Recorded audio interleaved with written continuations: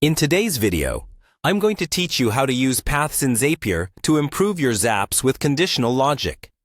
This powerful tool can streamline your workflows by adding decision points based on specific criteria. Let's dive in. First, head over to the Zapier website. If you're new to Zapier, it's an online automation tool that connects your favorite apps, allowing them to work together seamlessly. This can save you time and automate repetitive tasks, helping your day run smoother. Once you're on the Zapier homepage, the next step is to log in. Click on the Login button and enter your credentials to access your account. If you're not registered already, you might want to sign up to explore the full potential of Zapier. After logging in, you'll be directed to the Zapier home. Here, you can see all your existing Zaps, the workflows you've automated. This is your central control panel where you can manage and create automation processes that suit your needs. Next, navigate to the Zaps section by clicking on Zaps. This is where you'll be able to manage all your current Zap workflows and begin creating new ones. If you have several Zaps, they will be listed here, making it easier to access and edit them as needed. To create a new Zap, click on Create.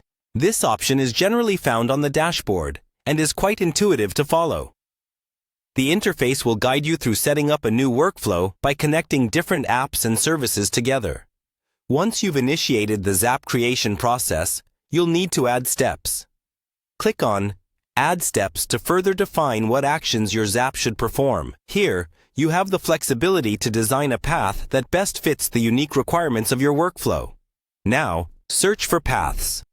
Paths are a feature in Zapier that allows you to introduce conditional logic into your Zaps. By using paths, you can set different outcomes depending on the conditions you specify. This step is crucial for setting up a more dynamic and responsive automation process. Once you've found the paths feature, click on it to incorporate it into your workflow. In this phase, you can define the specific conditions that trigger different actions. This means when certain criteria are met, your Zap will follow the path you've assigned, allowing for more tailored outcomes.